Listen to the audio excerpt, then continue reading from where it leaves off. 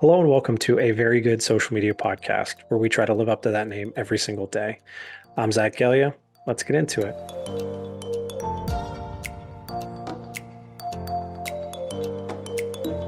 So today, kick things off, get things started, had to keep things local, had to keep things black and gold, bring on a fellow Yinzer would be the only way to do this properly. So blessed and honored to have Vice President of Marketing and Digital with the Pittsburgh Penguins, Andi Perelman, on the show today. Andi is someone that I've known for a very long time and someone who means a lot in my career and my growth, and someone who's been a resource and almost a mentor to me in everything that I've been doing. The Penguins, not only one of my all-time favorite sports teams, but a team that I was constantly looking to for inspiration and how they did things when I first got into the industry, and even continues to this day. Looking at them and looking at their presence on social and just their strategy and how they handle things, good and bad, has always been something that I've valued and admired. And having the person behind those accounts for so long to bounce ideas off of, to ask advice of, has been an incredible journey. Andi is someone who, without her, I probably wouldn't be back in Pittsburgh, in the city I love, and repping the black and gold. So, there's a lot that I have learned from her, and a lot that I hope that you can learn from her. Her journey was a lot different than mine, and a lot different than, everyone's journeys are different. So, being able to just learn how she got to where she's been, someone who is stuck with the same organization for a very long time that you don't really see very often. So, just learning from her and her journey and her advice, and in the position that she's in, she's hired a lot of people and spent a lot of time in reviewing resumes and on the job boards and things like that. So definitely wanted to bring her on and get this thing started, especially from that perspective where she's been a leader for a very long time, brings a different viewpoint than I do, than other leaders do, just because of how we've kind of grown up in our careers. And me coming from more of a creator background, her coming from more of a marketing, technical, organizational background, and seeing how everyone can succeed, and there's a place for everybody in this industry. No matter what your skill set is, it's about finding what you do best and really growing and learning is all you can. So I'm very, like I said, very blessed and honored to have Andi as part of this podcast. And I don't know that I would be able to live up to that very good name without having a very good first guest. So without further ado, I'd love to welcome Andi Perelman to the show. All right, Andi, welcome to the show. Thank you for having me. Yeah, I feel like we haven't talked, probably not in a couple months, maybe, but it's always good to catch up. Yeah, I mean you're an OG, Zach, so always happy to talk social with you. And a Pittsburgher, for sure. Yeah, that's got to have the Yins hat on for sure. Well, like I feel like we had to have crossed paths when I was like very first with the Steelers in like 15, because I swear we did like it was like a Berg Proud something where like me and Terry at the time, who was with the Pirates, like went to a Pens game, then we went to a Steelers game, and it was like that was my first, I think, like introduction to everybody in like the Pittsburgh Yinzer social world. Good times. Yeah. The best of times. Yeah. I feel like Pittsburgh's crazy like that. I feel like no other city has anything like that. It's always like we tried to do more of that when I was with the Cardinals, but it's just like there isn't that. I don't know. It's like if you're a Suns fan, you're not necessarily a Cardinals fan, and like they're kind of like independent fan bases. Where in Pittsburgh, it's just like if you're from Pittsburgh or you love a Pittsburgh team, you love all of them. Black and gold. Yeah, for better or worse. But well, cool. Well, honestly, I wanted to open up the floor to you to get this started, of just, going from Mount Lebanon High School. I do want to talk about a semester at sea that I saw on your education history, because that sounds amazing. But basically just from Mount Lebanon High School to, VP of Marketing and Digital with the Penguins, how did you get where you are, and tell us, take us through your journey and just how this all happened. Sure. So probably like most high school kids, I really had no idea what I wanted to do when I was going to college. That definitely carried into my college career, where I also had no idea what I wanted to do. At that point in time, social media was not at all on the radar as a career. It barely like existed at all. So um, maybe it's good I didn't know what I wanted to do, so I could figure it out when the time came. But I ended up going to University of Maryland. I wanted a big school, a state school. I was interested in government politics, which ended up being my major. So I like the idea of being close to DC, um, and not too close to home, but close enough to get home. So I guess I just kind of started following my passions, trying different things, worked some internships, some summer jobs. And eventually, when I was graduating and I was still a little confused what I wanted to do, I ended up going to a grad school fair and I talked to some current students and the dean of a sports industry management program at Georgetown. So through that, I thought I love sports. I think this sounds cool. I don't think I want to go to law school, which was something I was considering. And I ended up applying to Georgetown, getting in, and then doing more internships and figuring out more about what I wanted to do.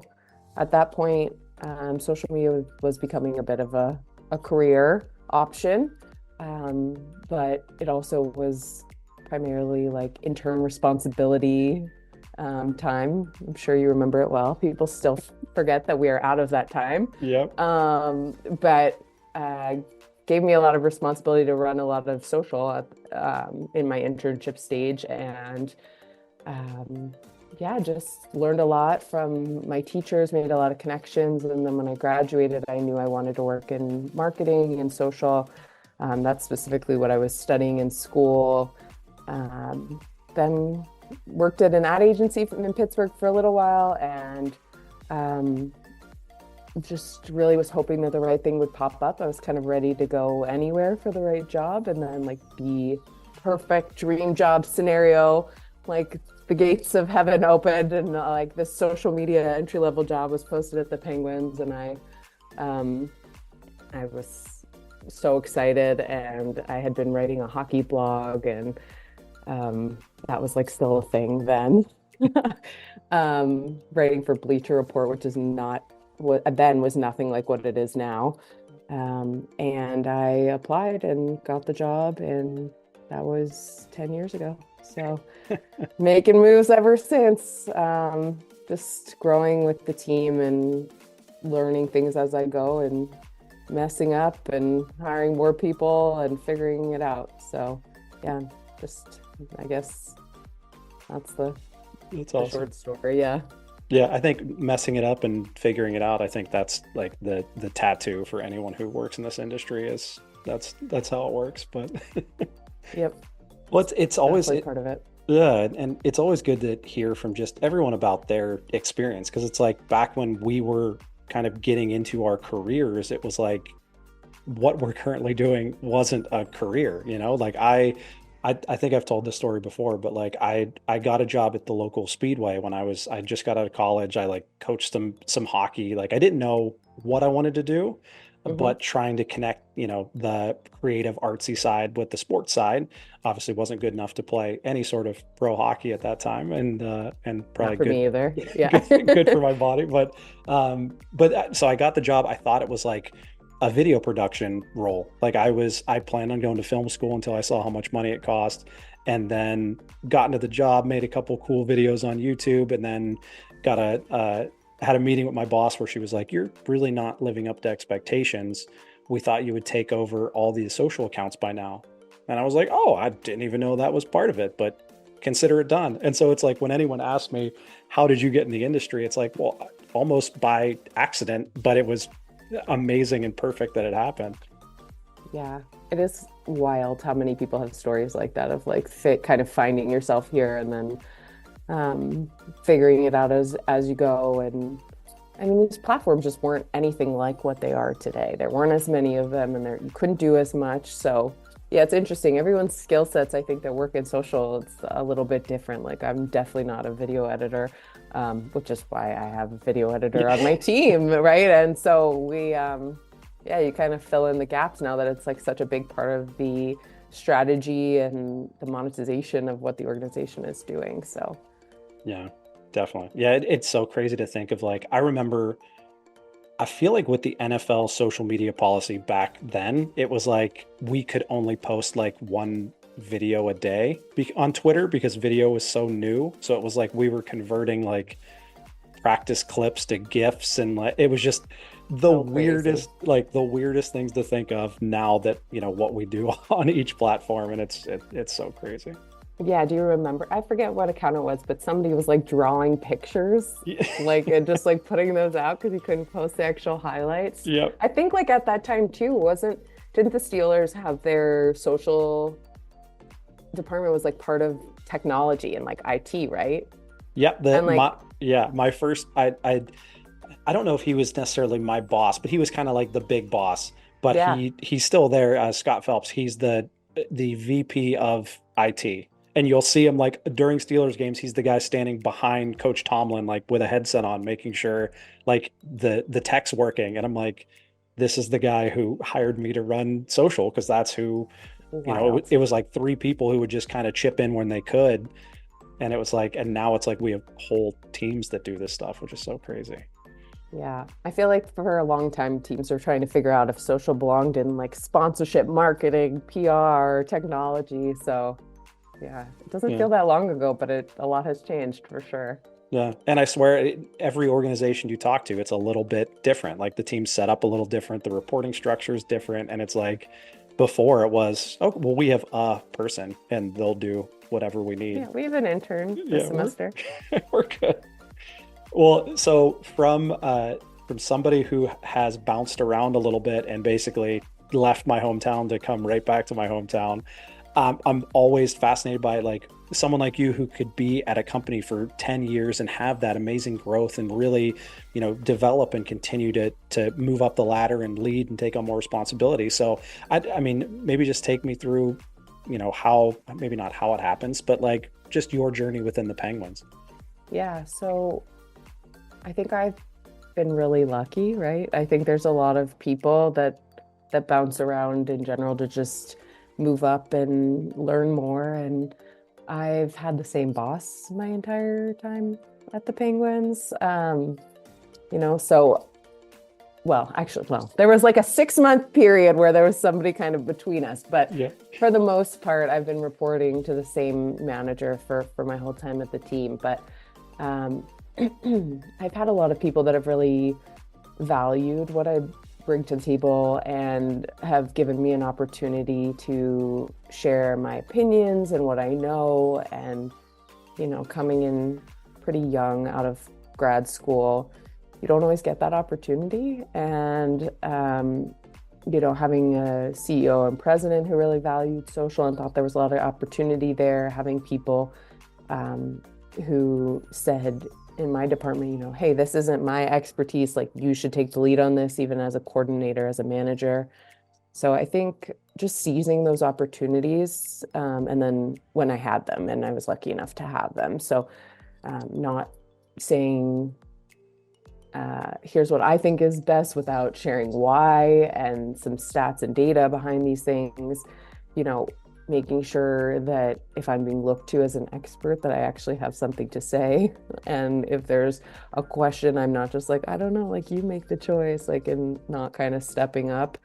Um, that's definitely like a comfortable place for me. I always have opinions. So like I had to figure out like when to share and when to like take a step back. And yeah, I mean, just figuring things out in the workplace is always interesting, and I think I've learned a lot, and I've definitely, as we were talking about before, like made a lot of mistakes and things that I've uh, kind of regretted, kind of looking back, or like looked at like certain posts or things that I thought were like a really great idea, and I stood behind and like, what was I like thinking? But you learn from them, and I think that's how you move up, is just like owning the shit that's not good, and then learning Yeah. from it and getting better. So Yeah, for sure. Well, yeah, and it's crazy, the longer I'm in this and the different like more leadership roles that I have, I can look back and see like, oh man, I really didn't handle some of this stuff really really well. Yeah, I think there's things too where it's like you just I mean, the last couple years have been so wild of like how things have changed on social and how the world has changed and how social and sports is like such a big part of everything going on in the larger landscape, right? Like before social was like an afterthought and now it's being sold into partnerships. It's essential for ticketing and revenue, but it's also essential for getting out a message on like the most important things that your team can comment on and how say things matter and when you say things matter and how you manage maybe personal feelings about something and then team feelings about something or players' feelings about something. And it just social wasn't just it just wasn't like that as much a few years ago. So there's always new things to learn for sure. Yeah, for sure. Yeah, and I mean, like you look at like what's the Chargers tweet that was like, so hungry, you're gonna go to get my wife or Yeah. go to PF Chang's or something like that was like looking back. I remember when we hit 1 million followers on Twitter with the Steelers way back when, like looking back at what the first like tweets were, and Mhm. it's so crazy to see where it was like, I can't even remember what it was, but it was something of just like, you know, we play the Ravens on Sunday. And it's like, cool. Yeah, I'm pretty sure people knew that. But it's like everyone's just I mean, you look at threads now and it's like people just Crazy. throwing anything they can against the wall, seeing what sticks, and then keep on moving. Hmm.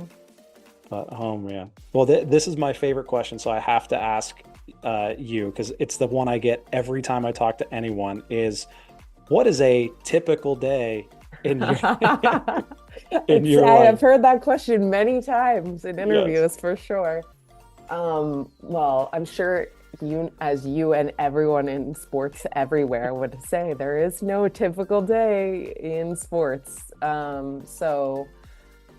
think we kind of break it up into here's a regular game day, here's a regular non-game day during the season, and here is a regular maybe off-season day without an event. Yeah.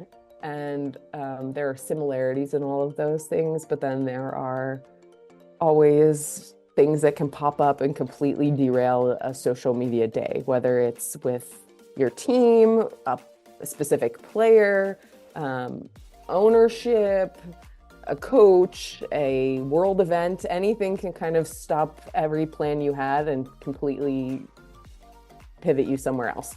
So I think there are normal things we have. We have a project management system that kind of has a list of everything we need to go through for each day. It's very flexible. So, anytime we have a partner and they want certain content, we might plan for it and we say, hey, this can go out anytime over the course of this 2 week span. Like we will update the rules if it's a contest and we'll let you know if you need advance notice, maybe an hour. But ultimately, we're on this like roller coaster of the team and last night we win but before that we're losing like terribly and like the emotion of our fan base and the willingness to consume certain types of content is massively shifting all the time. So yeah, lots of stats, lots of things that are kind of like normal, like every game day there's a bit of a cadence of certain things that have to go out, but ultimately everything is just like flexing around all the time. So Yeah. It's always organized chaos is what I always say. It's organized like chaos. we plan for everything we can, but then, 2 seconds later, we may have to redo the entire week of what we had planned. Totally. But yeah, but I always have to ask the typical day. And then my other favorite one, I won't ask you this because we all know this one, but it's like, what do you do in the off season? It's like, well, there really isn't much of an off season. No, there's a couple months where we are not playing hockey. And that's it. Yeah. It is not really like it's Yeah. not like off season. It's just We no are not games to off cover. Yeah. during off season. Yeah. Oh man. Just so everyone knows, I don't need to answer that whole question, but Yeah. yes, Well, that's work is busy. yes, all the time. It's like it's planning and strategy and recap season, or it's game coverage season. There's no off season. It's just a full blown season at all times. Always. Yeah. Oh man, I remember the first vacation I tried to take when I was with the Steelers after my first season. was like, I'm going to go up to Canada to see my fiance at the time, now my wife, who lives outside of Toronto. And I was like, I'm going to go up. I was still the only person who did any posting or anything on social. So I was like, I'm going to go up. I'll check back in once I get there. And I think I was 2, maybe 3 hours into the drive, and Heath Miller came into the building and said he was going to retire. And so, Ah, that's big news too. yes, so I like pulled over to the side of the highway, and I'm just on the phone with my bosses for like an hour talking about like, what do we do? Who's going to post it? What graphics do we need? Because I was editing all the graphics at the time too. So it was like, it was nothing that we could have planned for. It was just like this thing that came out of nowhere happened. Good luck. Yeah. Yeah. Yeah, I mean we all carry our computers around like in our department everywhere we go. Like I'll go out to a family dinner and either I will have my backpack and my computer or I will have texted my whole team, is someone available from like 6 to 8? I'm going out with my family. Like I will have my phone. Is someone around in case something goes down? And until I get that yes, that backpack and computer is absolutely coming with me. My team knows when I'm on a flight. They know when I'm in a movie theater. They know where I am at all times and I know where they are too. Like, we're right now it's holiday season, right? Like I know who's flying when, who's driving, who is completely unavailable having dinner with their grandmother or their sister-in-law or whatever. Yeah. Because at any moment something can happen and we need to be ready, even if we're off, like this is not you're always on call, that's always for sure. on call. I mean, it's funny, it's like on call, which sounds like so serious and like a doctor or like somebody who really needs to be on call, but ultimately like they are, like the team is relying on us in that same capacity. I don't think it's always quite as serious as some other people that are on call, but it is important that we're there. So Yeah, no, I agree. I know we're definitely not saving lives or doing brain surgery by any not means, usually. but yeah, but there's a lot that goes into it. It's funny. Well, so going into kind of like the strategy side of it, we talked a little bit about like the unplanned. That's such a big part of what we do. It's planning for the things that are coming up, and then how do you plan for the stuff that isn't on the calendar? And so like maybe take me through your process of like how do you stay organized but flexible, like you were talking about, in the best way? Yeah, so we have a project management tool called Workfront. So I think that's the first thing, is having some tool to keep all of the requests organized. And that's what we use it for. So whether it's ticketing, meeting, promotion for a specific game, or a new partner is being sold and they need ideas for digital, social, or an upsell, or I don't know, big events coming up and we all want to plan in one place. We have like Yager's jersey retirement is coming up. A lot of things are going to go into that night, and all of the things that we are doing in game and digital and PR wise, and specifically with him and with partners, and being able to kind of see all of those things and figure out how they fit together is a big part of social, because you need to make sure you're there to cover the event. You have the right graphics, the right logos, you know what you have rights to. So yeah, that's a big part of it, is organization, specifically for us in a project management tool, is really helpful. And we don't have like a calendar per se, but the project management tool has like planned completion dates, and they're always adjustable. So I have everything that's due for today, and if I need to move something to tomorrow, I can comment in there and say why, and we can move it back 3 weeks if something gets pushed. But yeah, keeping organized in a sports social media landscape is definitely a task. I write out a written to-do list every day, in addition to my digital to-do list, just because not everything comes in as a request. There are a lot of things that kind of need to get looked at and figured out, and it's hard. You definitely need to be organized. I think that's essential if you're managing a digital team these days in sports. Yeah. No, the amount of shared documents that I have with like my team Oh and my our gosh. content team and our marketing team, and even like you said, like checklists for me of like, I need to get this stuff done instead of my team. It's just, it's so crazy. It is so crazy. Yeah, there's so many moving parts.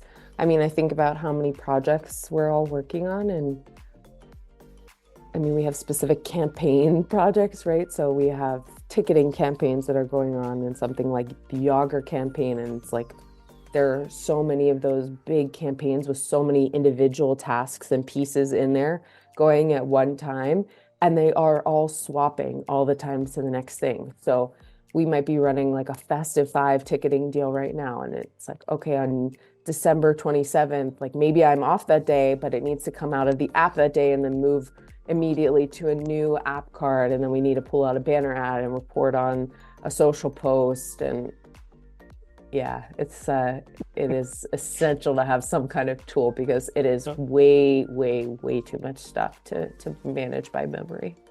Well, and in sports too, it's like social is, it's kind of in this middle, not gray area, but it's kind of like you draw a spider web. It's like social ends up in the very middle, and it's like partnerships and ticketing and community and the players and baseball ops and like all of these different things all feed into basically, depending on how big your team is, there may be, two, maybe four, maybe six people who are like, all right, well, we have to basically manage all of the goals and all of the needs across the whole organization on top of what your goals are on social and what you're trying to accomplish.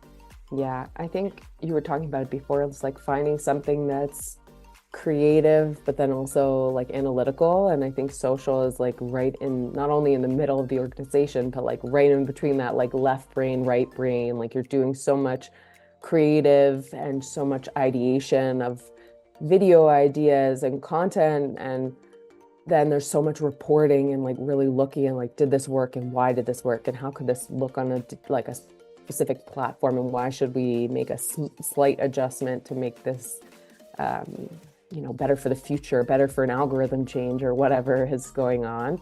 So I think it's interesting. Sometimes I'm in meetings where I'm like, I know what everyone is about to report on because we are so central to like any big thing going on in the organization. Social usually is touching it, and like obviously for me, like overseeing some marketing and digital stuff too. It's like even if social's not part of it, website is part of it, or the app is part of it, or we're marketing it in some capacity on email or whatever. And it's interesting and it helps you learn a lot. I think that's why so many people who started in social kind of got thrown into like figuring out what to do at the very beginning of the social employee days are becoming leaders within their organizations in marketing, right? They say like the next CMOs are all like become from like a digital space. And um it's I mean it's crazy, but it's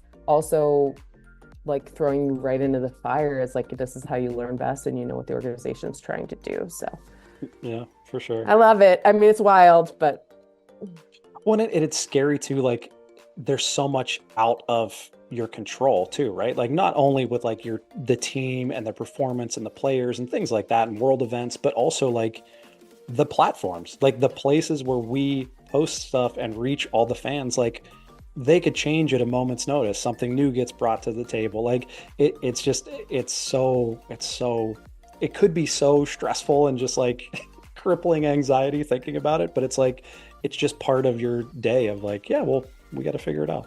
yeah, like how many social platforms have you like downloaded on your phone thinking this might be the next big thing and like just squatting on like a certain account Yep. name? Oh my God, I had so many that I was like, this is gonna be it. Like I downloaded it and I'm like, this is great. Like I'm trying it out personally, seeing like if this is gonna catch on.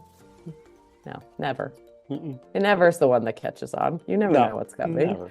Well, yeah, Yeah. and it's hard too because it's like if one of the platforms, like say X, Twitter, like just disappears from the planet, it's not like the Which is pirates a and real fear. yes, which could very well happen.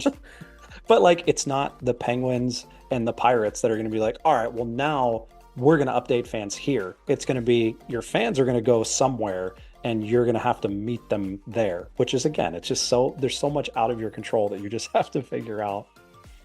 Totally. Yeah, and then these platforms, you might have a strategy and want to do something a certain way, and like midway through the season, you'll have an approved graphic or strategy for something, and the platform changes and you just can't do it that way anymore. And you're like, okay, hey, like this thing we agreed upon at the beginning of the year that we've been doing for a couple months, no longer a thing. And that's not our fault. Like this is just how the platform has changed.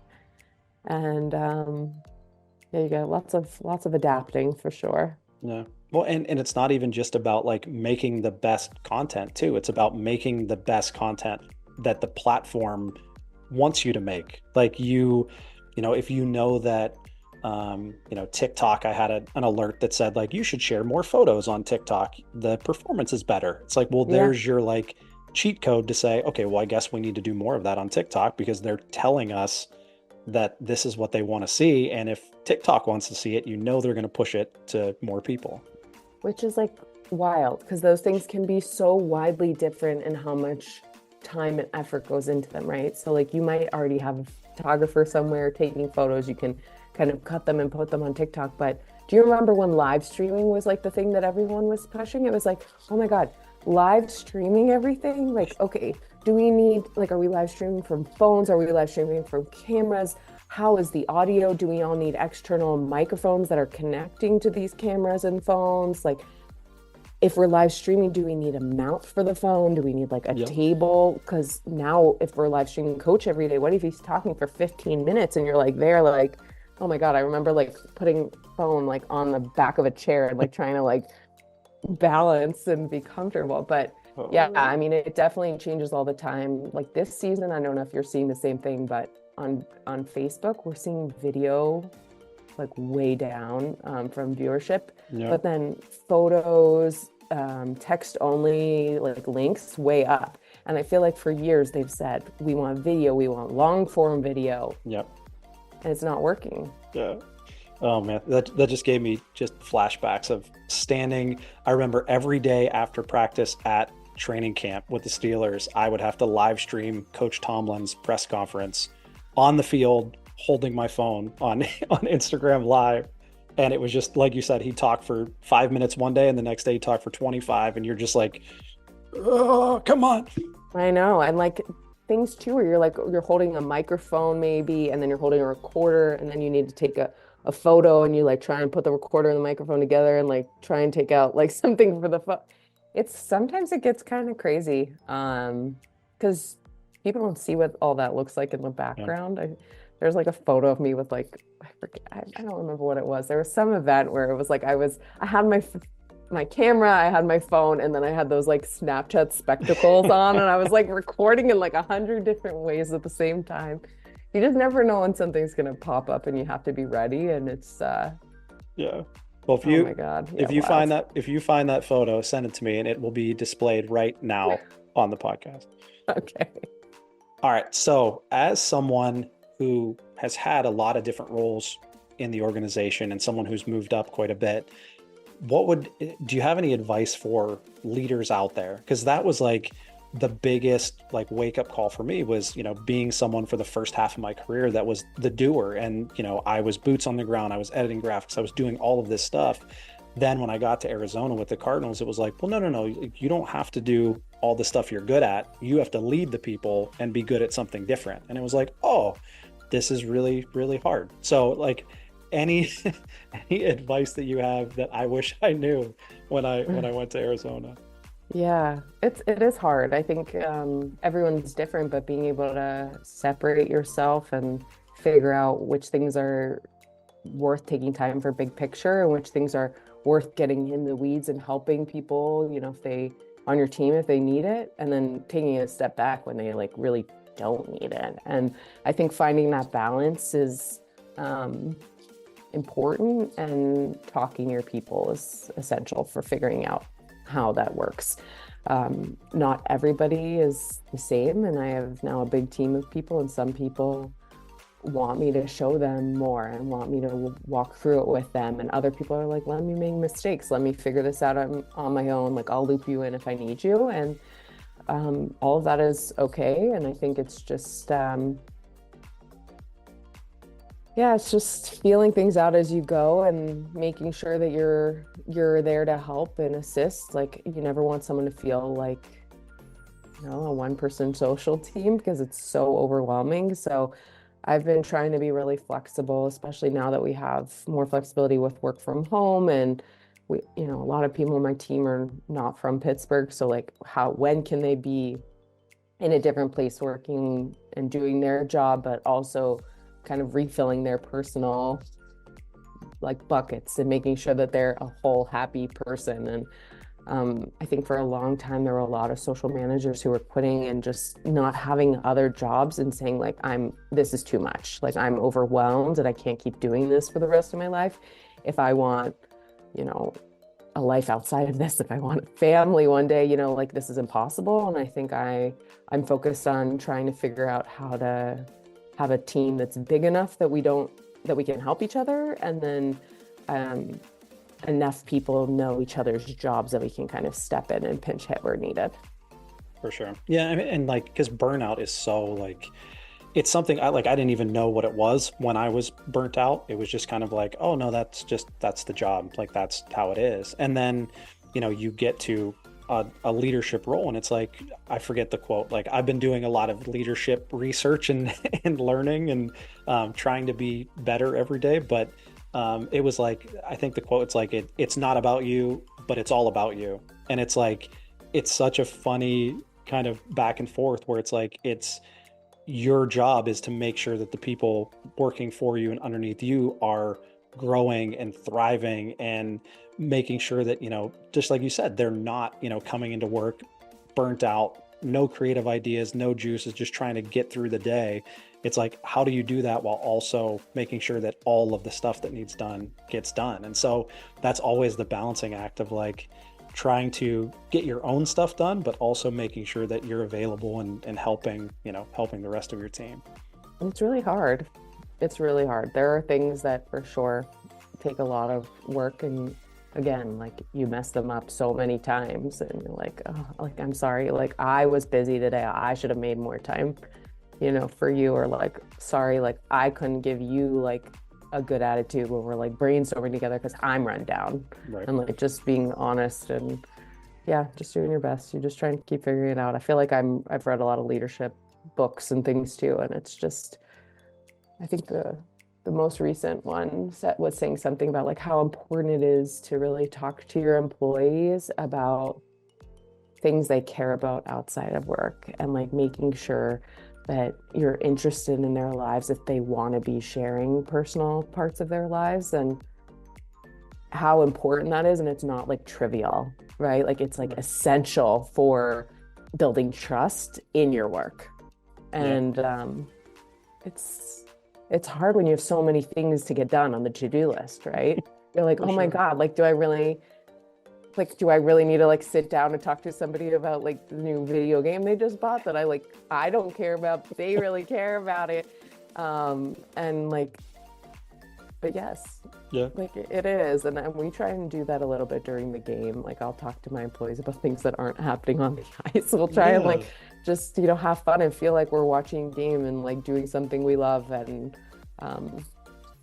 it's hard. It's hard managing people. Yeah. Well, and it's like you brought up a good point of like it almost like you don't want it to become transactional almost of like you're here to do what I need you to do. And that like it kind of expands over to the players too, because that's always a big thing with me is like I just want to like come down and say hi, see how you're doing, see you later.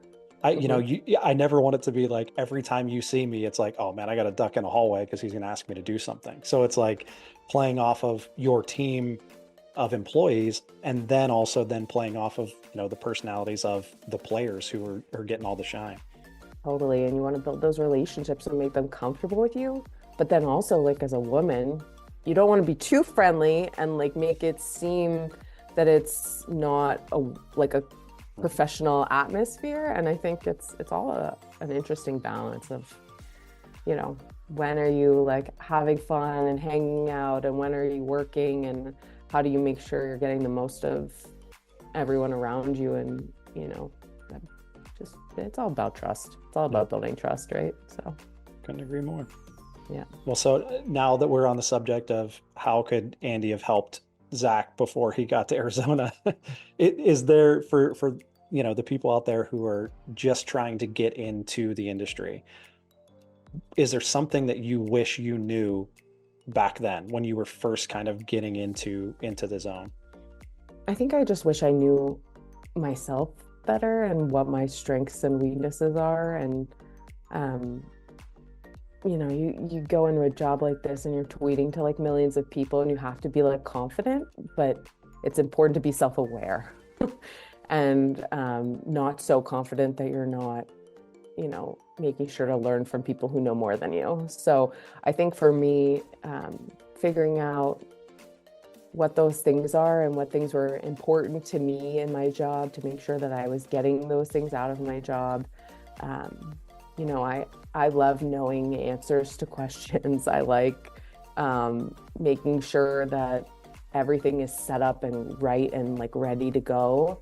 But we were talking about it before, like flexibility in this job is essential. And sometimes you don't know things and you can't know when certain things are going to happen. We always say, like at the Penguins, like hurry up and wait. Like we want to be in the right place and be ready for whatever might happen. And then we might be waiting there for a while and things might not come together exactly the way that we anticipated. But it's not like be here this time on the dot. Like here's exactly how something's going to run, like an event brief. Never. Yeah. So I think being, more comfortable with the ambiguity of all of that and not asking so many times, like, what do you need from me? Like, where should I be? What am I doing? And just kind of like flowing with things, being more go with the flow. So I think just knowing yourself and asking mentors or people who are working with you or for you or you're working for, like, okay, hey, like, how am I doing? Like, be honest with me. Like, what things am I doing that are not helping the organization or are very annoying for you to work with? And I think those are going to be different for everybody. But I think making sure that you're figuring out what those things are and then working on them to get better. I think also it's just having a good attitude. Like a lot of people in sports feel super overwhelmed with their jobs because there's a lot going on. And if you're coming with a positive attitude, even if you don't know everything or, you're maybe feeling overwhelmed at school, if you're an intern or something and you're getting in there, like just being like, hey, like I'm here, like I'm ready to learn, or maybe like, hey, I'm feeling overwhelmed today, but I'm excited to like get started on something new, and just trying to bring a good vibe and a good attitude is, I think, can't be overstated enough. It's a huge part of the battle. Yeah, no, I couldn't agree more. And it's just like it's a scary thing to say for me, I think personally, but it's like it's okay not to know everything. Like that's kind of the double-edged sword, the blessing and the curse of this industry is like you're always learning something new, and if you're not, then you're falling behind. So it's like being able to be okay with making mistakes, or if it's like, hey, I need you to do this, it's like, all right, well, I don't know how, but like I'll do the research, I'll figure it out, like don't worry about it. Yep. Yeah, but, I mean, there's always things that you don't know, so it's crazy. We're trying to figure out. If I could give you a list right now of a million things we don't know that we're trying to figure out to do a better job in digital. Yep.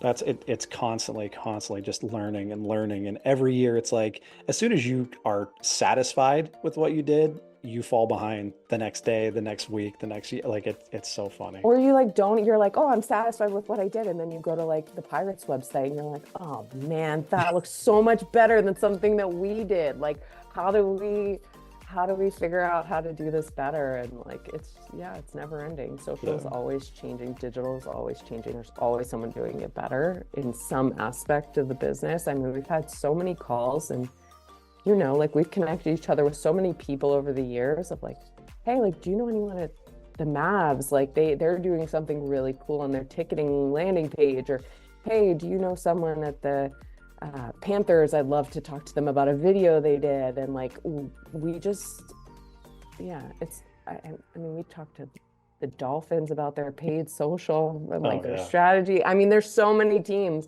that are doing such a good job in like these small pocket areas that you're like, maybe they're not doing something we want to do in one place, but they're like killing it in another. And it's just like you're just trying to like inch up to get to like the best you can be, but there's always more room to grow. No, for sure. And it's cool too, where it's like this industry, it's so huge and there's so many people in it now, but it's also like it's kind of small where it's like you can reach out to anyone, like anyone that I've reached out to, whether it was, I reached out to probably 10 or 12 people in baseball when I was making the transition of just like, hey, I don't know you, but would you be willing to, jump on a call and just let me pick your brain about, baseball and like making content for baseball? Every single person was like, yeah, for sure. Like, here's my number, let's talk. And it's It's like, so true. it's so amazing to be able to learn because it's like we're all, yeah, we're different teams and in some cases competing against each other, but like we're all fighting the same fight together in different ways and we're set up different ways and there's different people in different positions, and it's like it's so cool to be able to rely on others where it's like I had a call, I think it was probably a few months ago, but guy who works for the Red Bull F1 team, and he's stationed over in England. And it's like, Mhm. we just connected on LinkedIn and talked for like an hour. And it's like, I don't know anything about F1, but it was like everything that he said, it was so cool and so interesting to learn, where it's like, it's so funny how big yet small the world is. Totally. We were bought by Fenway Sports Group somewhat recently, and so like being able to meet up with the Red Sox people and the people in Liverpool and like their racing team, and there's so many now properties that we can talk to, and it's like, how are you guys doing this, and what was your strategy behind that, and where are you making your money from, and like what does that look like? It's it's really interesting. I've learned a lot, just from talking to people at Liverpool and the Red Sox and teams that are not operating maybe the same way as we are, but are trying a lot of similar things on digital. So It's cool. yeah, it's definitely been interesting, and like same kind of thing. Like I connected with Kelsey at the Red Sox like years and years ago. They had a Twitter vending machine, and I was like, "Whoa, we want a Twitter vending machine! Like, Yeah. what is this?" And I think Terry had connected me with her back in the day, and it's like now, like years later, I'm connecting with her, and we're like reporting to the same people and the same Right. ownership, and like I'm like, hey, remember me? I'm like the Twitter vending machine girl. Like, but yeah, it always comes back. So social and sports is definitely small Yeah. business for sure. So funny. Well, I love soccer. I got into watching like a lot more soccer. I think it was right as like not mid-pandemic, but basically the first league that came back, like sports league, was like Serie A, like the Italian soccer league. So I Hmm. picked the team and just started watching, and so I'm a Juventus fan. But then it was Okay. like, but I love watching it so much. I was like, I need a Premier League team because I don't have one. So Hmm. I landed on Liverpool because I was like, oh, you know what? No way. I was like the owners of the Pens, my favorite team, also own Liverpool. They got to be good. I'm Love going with it. I'm going with that. Yeah. Yeah, I went to a Fulham game a while back, and then a Chelsea game, and then like Liverpool became part of the Penguins family, and I ended up doing like a tour of their stadium. I was like, all right, Oh, Liverpool's that's gonna be sweet. my new team. Like I'm not a huge soccer watcher, but I mean the atmosphere of a Oh, European soccer game is unlike any other. So it's crazy. I remember there was like I think it's in the same league as the Riverhounds, but there was a team in Phoenix as well. So we got tickets to go out to a game, and it's at like a tiny stadium, like nothing crazy. But the yeah, fans, it was like if we could have had that fan base watching the Cardinals, like dancing, celebrating the whole game, singing songs, like lighting off these like flares and like it was like the greatest thing I've ever seen. that's And awesome. I could only imagine in like, you know, out in Liverpool or, Man United, any of these, like how insane it must be to see that. Totally.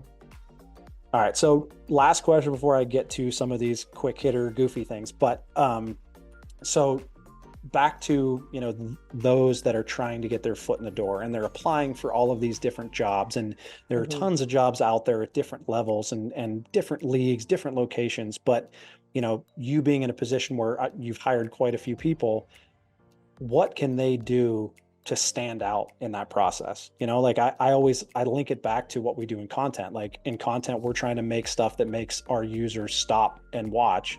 In the job process, you're trying to get the hiring manager to stop and look at your stuff. So how do they do that?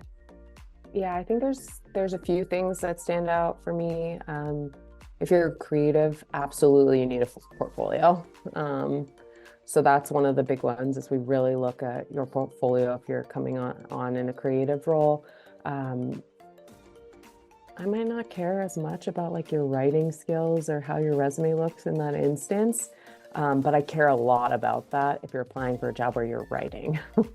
So, yeah, I think it also shows that you care if you're writing a cover letter. So I always look at that, even if it's simple, just like, okay, this person took enough time, to think about this and, really put a care and effort into this application rather than just like a mass blast of applications. And this one is just like along with the group.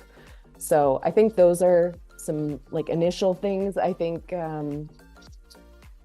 yeah, depending on the role, there's different things I would probably focus on, but um, I like creativity for sure. I don't think your resume needs to look all crazy, but I think if you're creative in your writing, like if you're creative in um, your work that you're sharing, like let's say you're creative in you're applying for like a design position or a video producer position, like I don't want to just see a highlight video where I'm not sure where you were involved. Like I want to know, okay, well, what parts of this were you doing? Maybe there's an animation. Did you make that animation? Did you shoot those photos? Did you concept the video or did you just like edit it together? And I think being clear on which parts of the creative process you're involved with and how you're contributing to the group and the team is helpful. I really like it when people have looked at our brand with like a real fine-tooth comb and said like, hey, like I see on game days you always post your game day graphic first thing in the morning with a game preview. Like I noticed 20 other teams in the NHL do something different with their first post on game day in the morning. Like, why do you guys do that? Or like, are you seeing success from that? Or have you considered maybe this instead? Like, if somebody is actually caring enough to look at our brand and take time, like, huge hurdle that you Yeah. have just cleared. Because that's what I need you to do as an employee. And until you're doing that, like, all you're doing is executing on tasks and you're not really contributing. Right. So, Yeah, that's true. Yeah. And I always tell everyone, like, the job description that you see for the job, like there's your cheat sheet from the hiring manager. Like if I'm hiring for a role, I'm writing exactly the perfect person that I need is in that job description. yeah, So use it to your advantage. Like you don't have to, like, there's no rules that say, here's how a cover letter works and here's how a resume needs to look. It's like, use that cheat sheet as your guide for, putting your resume together. Use the same buzzwords that are in the job description, so it looks like you guys speak the same language in that regard. So lots of just totally. like little goofy things. And I can personally vouch for cover letters, because when I got the Steelers job, there were thousands of applicants. I was not the most experienced, but Scott Phelps, like we were talking about before, he told me later on, like, the cover letter was what got them to interview me. So it's Hmm. it's maybe that's just one time out of thousands of jobs I applied for, but like it worked once. It could it could work for you too. I mean, it's an easy, like, if your resume doesn't look good and you didn't write a cover letter, I don't think you care. Yeah, Like, it's it true. might be an immediate no, even if you're really great. Yeah. And I think another one that I like hate is like if we think you are awesome and we're doing an interview process and we're going through and we're um talking to you and figuring things out. And then we get to the end of the interview and we're like, do you have any questions for us? And you're like, no. I hate that. Yeah. That makes me bonkers. How do you have no questions? Like, let's say you get this job. What's your first question when you like Right. appear at work the first day? Like, you're going to have questions. There's a million questions you could be asking about our strategy and how we got here and what's an average day look like and what is the culture of the organization and what does a good employee look like? I mean, things that will set you up for your next round of interviews, if Yep. nothing else, right? Yeah, when we get to an end of an interview and somebody doesn't have questions, I die. A little piece of me dies Yeah. inside. Well, I think like interviews have like they've had to have changed over the years too, right? Because like they used to be these stuffy, like, I think I've had interviews in the past that were very like formal and but it's like now that it's me doing the interview, it's not that way. It's like Millennial interviews. yeah, it's like I know like these are the questions that I need to ask to know that you know what you're talking about. Like you clearly have the experience that I'm looking for because I'm talking to you. So like now it's just figuring out like, did you just copy a bunch of buzzwords or do you know what you're talking about? And then it's like, but I think that like maybe kids still have that in their head of like this needs to be this like wear the tuxedo, be very stuffy, like if you ask questions it's like a sign of weakness that you don't know this stuff. But it's like, you just need to be, it's fine, like you have the opportunity to ask these questions to the person who's hiring you, who could be hiring you. Why would you not? And use them to your advantage where it's like you could impress someone who's hiring you with a good question rather than just talking about yourself. I mean, let's say like you weren't even super like hyped about this job and you were just like, interviewing and trying to get your name out there and figure things out. If you're asking me a question, like let's say you're interviewing with the Penguins, but you really want to work for the Red Wings, like maybe you know that the Red Wings are always asking a certain question in their interviews that you want to hear what my answer is as an employee that's already doing it. Like, right? Like, so if Yeah. you say like, hey, like Andy, what brands do you follow? What brands do you think are doing the best in graphic design? Or where do you draw inspiration from? Then you have all of my knowledge so that you can go to that other interview and like use that stuff or Yeah. like look it up yourself and really form your own opinion. But I feel like not utilizing that time with somebody who's in the industry that you're interested in, even if it's like a question like that's not directly for like getting in and starting this job and it's like to just learn, like, yeah, do it. That's like it doesn't always have to be, like, well, how much is the pay? When would I No. start? Where do I live? You'll It's always figure that stuff out later. yes, exactly. And that's like, so my favorite question that I now ask, I forget who I stole it from. Someone very, very smart, much smarter than me. But it was like, what question didn't I ask in this interview that you wish I did? And then that's your chance to be like, okay, well now I can flex a little bit and share what I know. And then so then when they say it, I'm like, okay, well, what's your answer? And then it's like, so giving them that platform of like, okay, well, you really want to talk about this, so talk about it. Like, Yeah. impress me. So, and Totally. some people are so ready, and it's like, and again, like, not really a test, but kind of a test of like, you can think really quickly on your feet because in our jobs, you're going to have to. Like, if O'Neill Cruz hits a home run, like, you need copy immediately. And so, like, it's Yeah, not, Tristan Jari scores a goalie goal. Like it has never happened in team history. You're not yep. prepared for that moment. And you have to think on your feet, you have to think quickly. So it's like even just that where it's like someone will have like two or three different things that they'll get through and some people just kind of stumble and like, oh, I don't know, I think you covered it all. And it's like, oh, okay, well, guess we'll talk again soon. Yep. But Yep. all right, so to finish this all off, I have a couple just goofy questions, some pop culture, some industry related, and we can, you can answer them as quick or as slowly as you'd like. Starting with the hardest one, what's your least favorite industry buzzword? Synergy. That's a good one. I like that I one. feel like maybe also when people talk about like we want it to be like or like authentic, but they're not talking, they're actually not authentic when you're Yes. saying it and you're like, no, no, this is not like organic authentic. This is like you trying to say authentic and this is totally branded crap. Yeah. So yeah, don't I like love that that. either. That's a good one. I like both of those. Okay, so Parks and Rec or The Office?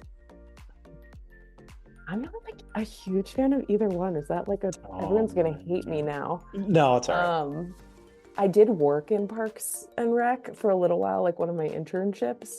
And so I feel like it's a little too close. Like Yeah. that was kind of like what it was like. So maybe I'll say The Office, especially because of the connection to Scranton and There you Wilkes-Barre go. Scranton.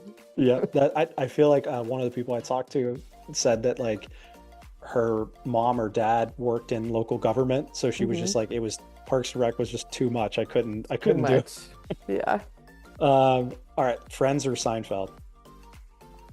friends. Friends. That's a tough one for me. First one, Parks and Rec for sure. Friends or Yeah. Seinfeld? I'm torn so hard. Cool Ranch or nacho cheese? Depends on my mood. Yeah, fair, fair. TikTok, Reels, or Shorts? TikTok. I can't help it. I just scroll there forever. It's yeah, it's amazing. I It's and yeah. it's so funny because like I'll have meetings with my team and they'll be like, "Did you see that trend of the?" And I'm like, "Nah." Like I saw these guys trading watches or like some guy building a cabin in the woods. Like I'm not. It's We're not all seeing such different trends. It's so weird. It's like you so think you're having the crazy. same experience. I'm like, I've seen this trend like 100 times. How have you not seen this? And then Yeah. they're like, well, you've seen this. I'm like, no. Like we're living in totally different TikTok universes. Yeah, it's crazy. It's so It funny. is All right, X or Threads? X. But that's only because it's essential and threads. I'm like basically not even using it anymore. Yeah. Oh man. Um, but I also hate X in general and Yes. everything that is going wrong with the platform, like every day that I'm not anticipating. Yeah. I think that's kind of a lose-lose choice at this point. It's just like there are things that you're like, okay, here's my plan for the day, and then something will just break, and you're like, or change, and it's like Yeah. no notice and no plan, and it's hard. So fun. Google Plus or IGTV? Neither. I think that's fair. Vine or MySpace? Oh,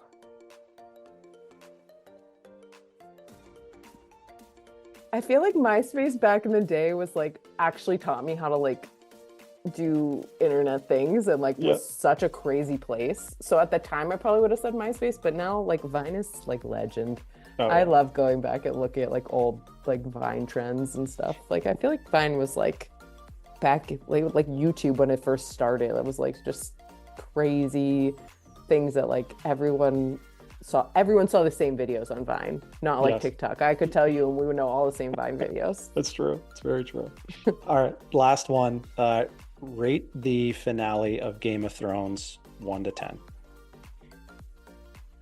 Oh, 3. It was so disappointing, but I loved the show so much. I feel like people hated on the whole last season, but I was like still so zoned in. But yeah, the ending of the whole show was like Yeah. really Oh, man. not what I wanted. That's I have to watch it again. I think I just enjoyed the ride so much because like Yes. I caught on late, so like I watched like I think the first like 4 seasons just like back to back, and then I started watching them like Sundays for like season 5, and I think was 6 the last season. I can't remember. 6. I Or don't 8 remember or either. I can't remember, but it was like so the last 2 seasons I like watched with the world, so I was just like so pumped to just Just be a like part in of it. it. Yeah, so then it was like once it ended I was like, yeah, that was fine. It was fine. But yeah, I I mean, don't. I love that the whole world was basically like watching the same show at the same time. And I feel like that's like special, especially as like a social person, is like to see everybody in real time being creative and like creating content around the show. And like my friends would get together and watch it like live on TV. Like one was like, it's just so, Yeah. it feels so throwback, Yeah. you know? It's wild. It's so wild. Yeah. All right. Well, I will let you go. I can't thank you enough. I know that everyone who's going to watch this, hopefully the millions of people that are going to watch this, Millions. same amount that watched the finale of Game of Thrones, Hmm. will be really really thankful for all the knowledge Every that you gave. Pirates fan and Penguins fan will be here. Yep, and the comments will be extra kind, I'm sure. Sure, everyone will be very happy with both of our teams. Super super thrilled. Um, cool. Well, I can't thank you enough, and we'll talk again soon. Okay, thanks.